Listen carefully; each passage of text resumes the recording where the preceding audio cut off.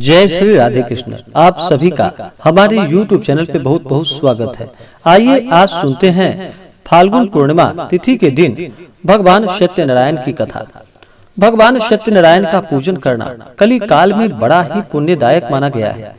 जो भी भक्त सच्ची श्रद्धा के साथ पूर्णिमा तिथि के दिन भगवान सत्यनारायण का पूजन करते हैं, कथा श्रवण करते हैं, भगवान सत्यनारायण उनकी सभी इच्छाओं को पूर्ण करते हैं। तो बोलिए प्रेम से सत्यनारायण स्वामी की जय। अथ प्रथमो अध्याय।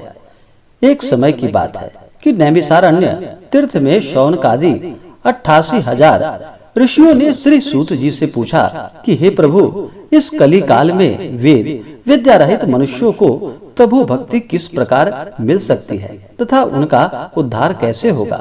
हे मुनि श्रेष्ठ, कोई ऐसा तप बताइए जिससे थोड़े समय में ही पुण्य मिले और मनोवांछित फल भी मिल जाए। इस प्रकार की कथा सुनने की हम इच्छा रखते हैं।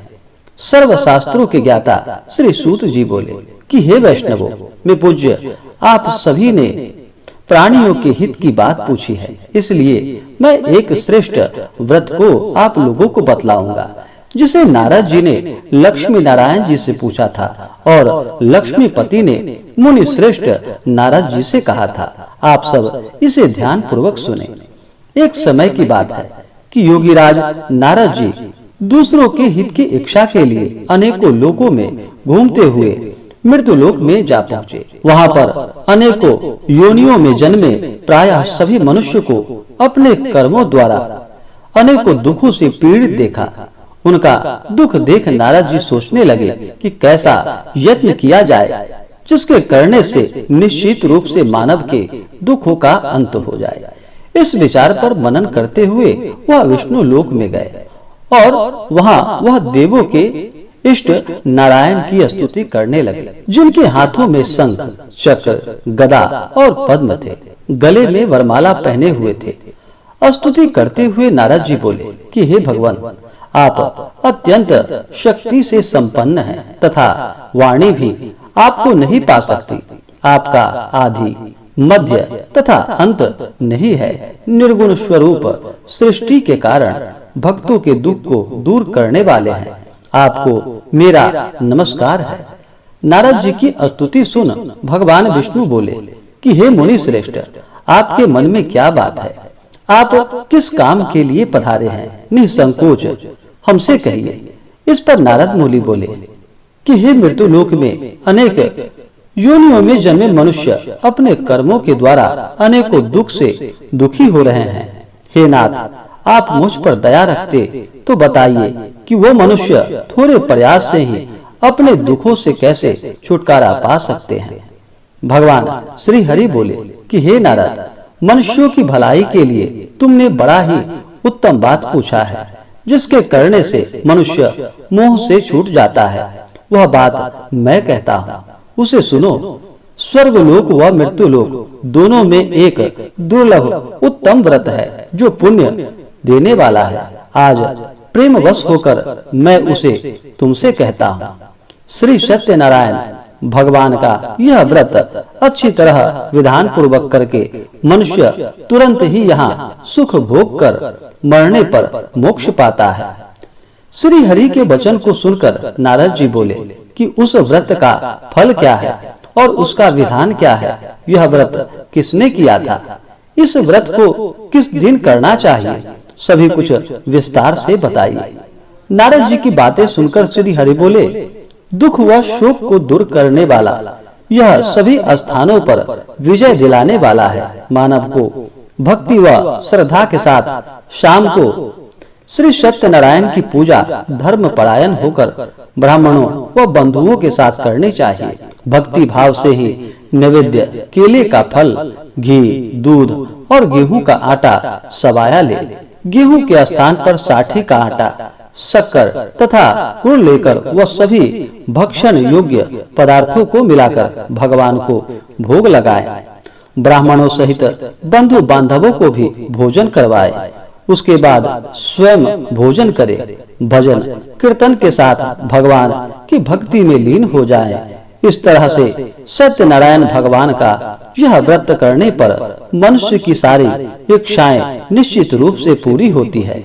इस कली काल अर्थात कलयुग में मृत्यु लोक में मोक्ष का यही एक सरल उपाय है। श्री सत्यनारायण व्रत कथायाम प्रथमो अध्याय अथ द्वितीयो अध्याय। श्री सूत जी बोले कि हे ऋषियों, जिसने पहले समय में इस व्रत को किया था, इसका इतिहास कहता हूँ, ध्यान से सुनो। सुंदर काशीपुर नगरी में एक अत्यंत निर्धन ब्राह्मण रहता था। भूख प्यास से परेशान वह धरती पर घूमता रहता था। ब्राह्मणों से प्रेम करने वाले भगवान ने एक दिन ब्राह्मण का वेश धारण कर उसके पास जाकर पूछा कि हे विप्र, नित्य दुखी होकर तुम पृथ्वी पर क्यों घूमते हो? दीनहीन ब्राह्मण बोला कि मैं निर्धन हूँ, ब्राह्मण हूँ, भिक्षा के लिए धरती पर घूमता हूँ। हे भगवान, यदि आप इसका कोई उपाय जानते हो तो मुझे बताइए। वृद्ध ब्राह्मण कहते हैं कि सत्यनारायण भगवान मनोवांछित फल देने वाले हैं, इसलिए तुम उनका पूजन करो। इसे करने से मनुष्य सभी दुखों से मुक्त हो जाता है। वृद्ध ब्राह्मण बनकर आए सत्यनारायण भगवान उस निर्धन ब्राह्मण को व्रत का सारा विधान बताकर वहां से अंतर्ध्यान हो गए। ब्राह्मण मन ही मन सोचने लगा कि जिस व्रत को वृद्ध ब्राह्मण करने को कह गए हैं, मैं उसे जरूर करूंगा। यह निश्चय करने के बाद उसे रात में नींद नहीं आई। वह सवेरे उठकर सत्यनारायण भगवान के व्रत का निश्चय कर भिक्षा के लिए चला गया। उस दिन निर्धन ब्राह्मण को भिक्षा में बहुत धन मिला, जिससे उसने बंधु बांधवों के साथ मिलकर श्री सत्यनारायण भगवान का व्रत संपन्न किया। भगवान सत्यनारायण का व्रत संपन्न करने के बाद वह निर्धन ब्राह्मण सभी दुखों से छूट गया और अनेक प्रकार की संपत्तियों से युक्त हो गया। उसी समय से यह ब्राह्मण हर माह इस व्रत को करने लगा। इस तरह से सत्यनारायण भगवान के व्रत को जो मनुष्य करेगा, वह सभी प्रकार के पापों से छूटकर मोक्ष को प्राप्त होगा। जो मनुष्य इस व्रत को करेगा, वह सभी दुखों से मुक्त हो जाएगा। श्री सूत जी बोले कि इस तरह से नारद जी से नारायण जी का कहा हुआ सत्यनारायण व्रत को मैंने तुमसे कहा। हे विप्रो, मैं अब और क्या कहूँ? ऋषि बोले कि हे मुनिवर, संसार में उस विप्र से सुनकर और किस किस ने इस व्रत को किया, हम सब इस बात को सुनना चाहते हैं। इसके लिए हमारे मन में श्रद्धा का भाव है। श्री सूत जी बोले कि हे मुनियों, जिसने इस व्रत को किया है वह सब सुनो। एक समय वही विप्र धन व ऐश्वर्य के अनुसार अपने बंधु बांधवों के साथ इस व्रत को करने को तैयार हुआ। उसी समय एक लकड़ी बेचने वाला बूढ़ा आदमी आया और लकड़ियां बाहर रखकर अंदर ब्राह्मण के घर में गया। प्यास से दुखी वह लकड़हारा उनको व्रत करते देख विप्र को नमस्कार कर पूछने लगा कि आप यह क्या कर रहे हैं तथा इसे करने से क्या फल मिलेगा, कृपया मुझे यह बताइए। ब्राह्मण ने कहा कि सब मनोकामनाओं को पूरा करने वाला यह सत्यनारायण भगवान का व्रत है। इनकी कृपा से ही मेरे घर में धन धान्य आदि की वृद्धि हुई है। विप्र से श्री सत्यनारायण व्रत के बारे में जानकर लकड़हारा बहुत प्रसन्न हुआ। चरणामृत लेकर वह प्रसाद खाने के बाद वह अपने घर गया। लकड़हारे ने अपने मन में संकल्प किया कि आज लकड़ी बेचने से जो धन मिलेगा उसी से श्री सत्यनारायण भगवान का उत्तम व्रत करूंगा। मन में इस विचार को ले बूढ़ा आदमी सिर पर लकड़ियां रख उस नगर में बेचने गया जहां धनी लोग ज्यादा रहते थे। उस नगर में उसे अपनी लकड़ियों का दाम पहले से 4 गुना अधिक मिलता है। बूढ़ा प्रसन्नता के साथ दाम लेकर केले, शक्कर, घी, दूध, दही और गेहूं का आटा ले और सत्यनारायण भगवान के व्रत की अन्य सामग्रियां लेकर अपने घर गया। वहां अपने बंधु बांधवों को बुलाकर विधि विधान से श्री सत्यनारायण भगवान का पूजन और व्रत किया। इस व्रत के प्रभाव से वह बूढ़ा लकड़हारा धन और पुत्र आदि से युक्त होकर संसार के समस्त सुख भोग कर अंतकाल में वैकुंठ धाम को चला गया। श्री सत्यनारायण व्रत कथायाम द्वितीयो अध्याय अथ तृतीयो अध्याय। श्री सूत जी बोले कि हे श्रेष्ठ मुनियों, अब आगे की कथा कहता हूँ।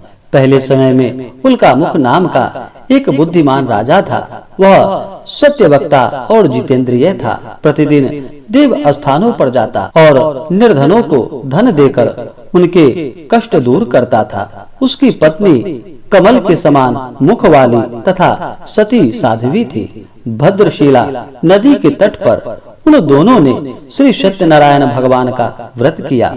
उसी समय साधु नाम का एक वैश्य आया। उसके पास व्यापार करने के लिए बहुत सा धन भी था। राजा को वह व्रत करते देखकर वह विनय के साथ पूछने लगा कि हे राजन, भक्ति भाव से पूर्ण होकर आप यह क्या कर रहे हैं? मैं सुनने की इच्छा रखता हूँ, आप मुझे बताइए। राजा बोला कि हे साधु, अपने बंधु बांधवों के साथ पुत्र आदि की प्राप्ति के लिए एक महाशक्तिमान श्री सत्यनारायण भगवान का व्रत व पूजन कर रहा हूँ।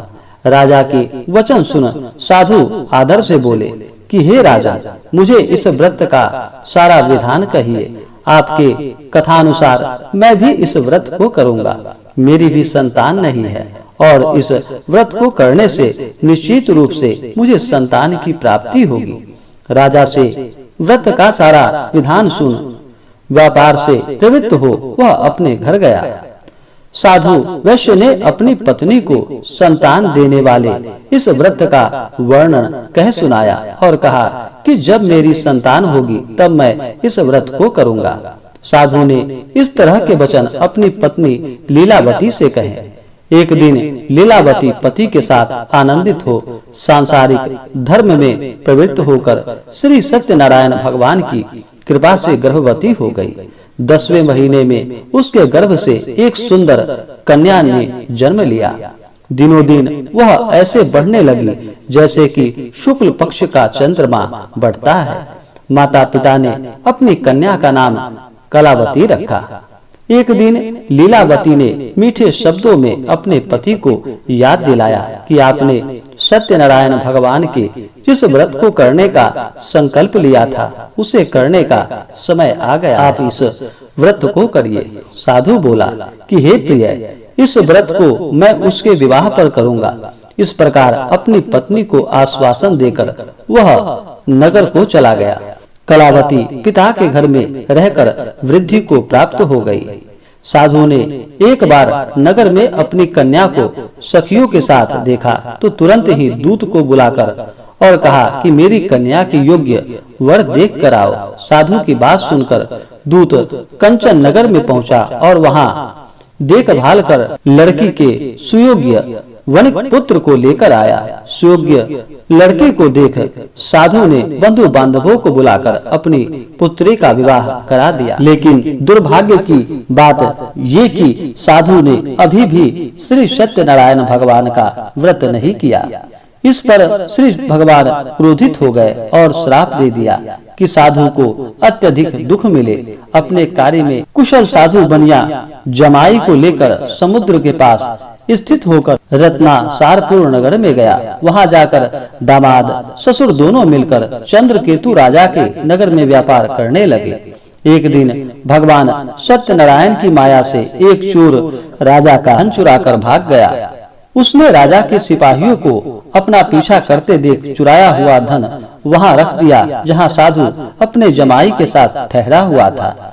राजा के सिपाहियों ने साधु वैश्य के पाजा का धन पड़ा देखा तो वह ससुर जमाई दोनों को बांधकर प्रसन्नता से राजा के पास ले गया और कहा कि उन दोनों चोरों को हम पकड़ कर लाए हैं, आप आगे की कार्रवाई कीजिए। राजा की आज्ञा से उन दोनों को कठिन कारावास में डाल दिया गया और उनका सारा धन भी उसने छीन लिया। श्री सत्यनारायण भगवान के श्राप से साधु की पत्नी भी बहुत दुखी हुई। घर में जो धन रखा था उसे चोर चुरा कर ले गए। शारीरिक तथा मानसिक पीड़ा व भूख प्यास से अति दुखी हो अन्न की चिंता में कलावती ब्राह्मण के घर गई। वहाँ उसने श्री सत्यनारायण भगवान का व्रत होते देखा। फिर कथा भी सुनी। वह प्रसाद ग्रहण कर वह रात को घर वापस आई। माता ने कलावती से पूछा कि हे पुत्री, अब तक तुम कहाँ थी? तेरे मन में क्या? कलावती ने अपनी माता से कहा कि हे माता, मैंने एक ब्राह्मण के घर में श्री सत्यनारायण भगवान का व्रत देखा है। कन्या के वचन सुन लीलावती भगवान के पूजन की तैयारी करने लगी। लीलावती ने परिवार व बंधुओं सहित सत्यनारायण भगवान का पूजन किया और उनसे वर मांगा कि मेरे पति तथा जमाई शीघ्र घर वापस आ जाएं। साथ ही यह भी प्रार्थना की कि हम सब का अपराध क्षमा करे। श्री सत्यनारायण भगवान इस व्रत से संतुष्ट हो गए और राजा चंद्रकेतु को स्वप्न में दर्शन देकर कहा कि हे राजन, तुम उन दोनों वैश्यों को छोड़ दो और तुमने उनका जो धन ले लिया है उसे भी वापस कर दो। अगर ऐसा नहीं किया तो मैं तुम्हारा धन, राज्य व संतान सभी को नष्ट कर दूंगा। राजा को यह सब कहकर वह अंतर्ध्यान हो गए। प्रातः काल सभा में राजा ने अपना सपना सुनाया। फिर बोला कि वणिक पुत्रों को कैद से मुक्त कर सभा में ले आओ। दोनों ने आते ही राजा को प्रणाम किया। राजा मीठी वाणी में बोला कि हे महानुभावों, भाग्यवश ऐसा कठिन दुख तुम्हें प्राप्त हुआ है, लेकिन अब तुम्हें कोई भय नहीं है। ऐसा कहकर राजा ने उन दोनों को नए वस्त्राभूषण भी पहनाए और जितना धन लिया था उससे 2 गुना धन उसे वापस कर दिया। दोनों वैश्य अपने घर को चल दिए। श्री सत्यनारायण व्रत कथायाम तृतीयो अध्यायः अथ चतुर्थो अध्याय। श्री सूत जी बोले, वैश्य ने मंगलाचार कर अपनी यात्रा आरंभ की और अपने नगर की ओर चल दिए। उनके थोड़ी दूर जाने पर एक दंडी वेशधारी श्री सत्यनारायण ने उनसे पूछा कि हे साधु, तेरी नाव में क्या है? अभिमानी वणिक हंसता हुआ बोला कि हे दंडी, आप क्यों पूछते हो? क्या धन लेने की इच्छा है? मेरी नाव में तो बेल व पत्ते भरे हुए। वैश्य के कठोर वचन को सुनकर भगवान बोले, तुम्हारा वचन सत्य हो। दंडी ऐसा वचन कहकर वहां से दूर चले गए। कुछ दूर जाकर समुद्र के किनारे बैठ गए। दंडी के जाने के बाद साधु वैश्य ने नित्य क्रिया के पश्चात नाव को ऊंची उड़ते देखकर अचंभा माना और नाव में बेल पत्ते आदि देखकर वह मूर्छित हो जमीन पर गिर पड़ा। मूर्छा खुलने पर वह अत्यंत शोक में डूब गया तथा उसका दामाद बोला कि आप शोक न मनाए, यह दंडी का श्राप है, इसलिए हमें उनकी शरण में जाना चाहिए, तभी हमारी मनोकामना पूरी होगी। दामाद की बात सुनकर वह दंडी के पास पहुंचा और अत्यंत भक्ति भाव से नमस्कार कर बोला कि मैंने आपसे जो असत्य वचन कहे थे उसके लिए मुझे क्षमा कर दे। ऐसा कहकर महान शोकातुर होकर रोने लगा। तब दंडी भगवान बोले कि हे वणिक पुत्र, मेरी आज्ञा से बार बार तुम्हें दुख प्राप्त हुआ है, तू मेरी पूजा से विमुख हुआ है। साधु बोला कि हे भगवान, आपकी माया से ब्रह्मा आदि देवता भी आपके रूप को नहीं जानते, तब मैं अज्ञानी कैसे जान सकता हूँ? आप प्रसन्न होइए, अब मैं सामर्थ्य के अनुसार आपकी पूजा करूँगा। मेरी रक्षा करो और पहले के समान नौका में धन भर दो। साधु वैश्य के भक्ति पूर्ण वचन को सुनकर भगवान प्रसन्न हो गए और उसकी इच्छानुसार वरदान देकर वहां से अंतर्ध्यान हो गए। ससुर जमाई जब नाव पर आए, धन से भरी हुई देखकर फिर अपने अन्य साथियों के साथ सत्यनारायण भगवान का पूजन कर अपने नगर को चल दिए। जब नगर के नजदीक पहुँचे तो दूत को घर पर खबर करने के लिए भेज दिया। दूत साधु की पत्नी को प्रणाम कर कहता है कि मालिक अपने दामाद सहित नगर के निकट आ गए हैं। दूत की बात सुनकर साधु की पत्नी लीलावती ने बड़े हर्ष के साथ सत्यनारायण भगवान का पूजन कर अपनी पुत्री कलावती से कहा कि मैं अपने पति के दर्शन को जाती हूँ, तू कार्य पूर्ण कर शीघ्र आ जाना। माता के ऐसे वचन सुन कलावती जल्दी में प्रसाद छोड़ अपने पति के पास चली गई। प्रसाद की अवज्ञा के कारण श्री सत्यनारायण भगवान रुष्ट हो गए और नाव सहित उसके पति को पानी में डुबो दिया। करावती अपने पति को वहां न पाकर रोती हुई जमीन पर गिर गई। नौका को डूबा हुआ देख वह कन्या को रोता देख साधु दुखी होकर बोला कि हे प्रभु, मुझसे तथा मेरे परिवार से जो भूल हुई है उसे क्षमा कर दो। साधु के दीन वचन सुनकर श्री सत्यनारायण भगवान प्रसन्न हो गए और आकाशवाणी हुई कि हे साधु, तेरी कन्या मेरे प्रसाद को छोड़कर आई है, इसलिए उसका पति अदृश्य हो गया है। यदि वह घर जाकर प्रसाद खाकर लौटती है तो इसे इसका पति अवश्य मिलेगा। ऐसी आकाशवाणी सुन कलावती घर पहुंचकर प्रसाद खाती है और फिर आकर अपने पति के दर्शन करती है। उसके बाद साधु अपने बंधु बांधवों सहित श्री सत्यनारायण भगवान का विधि विधान से पूजन करता है और इस लोक का सुख भोग कर वह अंत में स्वर्ग हो जाता है। श्री सत्यनारायण व्रत कथायाम चतुर्थो अध्याय। श्री सत्यनारायण पंचमो अध्याय। श्री सूत जी बोले कि हे ऋषियों, मैं और भी एक कथा सुनाता हूँ, उसे ध्यान पूर्वक सुनो। प्रजापालन में लीन तुंगध्वज नाम का एक राजा था। उसने भी भगवान का प्रसाद त्याग कर बहुत दुख झेला। एक बार वन में जाकर वन्य के पशुओं को मारकर वह बड़ के पेड़ के नीचे आया। वहां उसने ग्वालों को भक्ति भाव से अपने बंधुओं सहित सत्यनारायण भगवान का पूजन करते देखा। अभिमानवश राजा ने उन्हें देखकर भी पूजा स्थान में नहीं गया और न ही उसने भगवान को नमस्कार किया। ग्वालों ने राजा को प्रसाद दिया, लेकिन उसने वह प्रसाद नहीं खाया और प्रसाद को वहीं छोड़कर वह अपने नगर को चला गया। जब वह नगर में पहुंचा तो वहां सब कुछ तहस नहस हुआ पाया, तो वह शीघ्र ही समझ गया कि यह सब भगवान ने ही किया है। वह दोबारा ग्वालों के पास पहुंचा और विधि पूर्वक पूजा करके प्रसाद खाया तो श्री सत्यनारायण भगवान की कृपा से सब कुछ पहले जैसा हो गया। दीर्घ काल तक सुख भोगने के बाद मरणोपरांत उसे स्वर्ग लोक की प्राप्ति हुई। जो मनुष्य परम दुर्लभ इस व्रत को करेगा तो भगवान सत्यनारायण की अनुकंपा से उसे धन धान्य की प्राप्ति होगी। निर्धन धनी हो जाता है और भय मुक्त हो जीवन जीता है। संतानहीन मनुष्य को संतान सुख मिलता है और सारे मनोरथ पूर्ण होने पर मानव अंतकाल में वैकुंठ धाम को जाता है। श्री सूत जी बोले, जिन्होंने पहले इस व्रत को किया है अब उनके दूसरे जन्म की कथा कहता हूँ। वृद्ध सतानंद ब्राह्मण ने सुदामा का जन्म लेकर मोक्ष की प्राप्ति की। लकड़हारे ने अगले जन्म में निषाद बनकर मोक्ष प्राप्त किया। उल्कामुख नाम का राजा दशरथ होकर वैकुंठ को गए। साधु नाम के वैश्य ने मोर ध्वज बनकर अपने पुत्र को आड़े से चीरकर मोक्ष पाया। महाराज तुंगध्वज ने स्वयंभू होकर भगवान में भक्ति युक्त हो कर्म कर मोक्ष को पाया। श्री सत्यनारायण व्रत कथायाम पंचमो अध्याय संपूर्णम। बोलिए प्रेम से सत्यनारायण स्वामी की जय, भगवान विष्णु की जय, माता लक्ष्मी की जय। इसी प्रकार से जो भी भक्त सच्ची श्रद्धा के साथ नियम और निष्ठा के साथ भगवान सत्यनारायण का पूजन करते हैं, व्रत रखते हैं, कथा श्रवण करते हैं, भगवान सत्यनारायण उनके ऊपर अपना कृपा बरसाते हैं तथा सुख और समृद्धि का आशीर्वाद प्रदान करते हैं। तो आशा करता हूँ कि यह जानकारी आपको अच्छा लगा हो। ऐसे ही ज्ञानवर्धक जानकारियाँ प्राप्त करने के लिए हमारे इस चैनल को लाल बटन दबा करके सब्सक्राइब करें, साथ में बेल आइकन घंटी दबाएं ताकि मेरे वीडियो का नोटिफिकेशन आपके पास सबसे पहले पहुंचे। वीडियो को लाइक और अपने मित्रों तथा दोस्तों के साथ शेयर करें।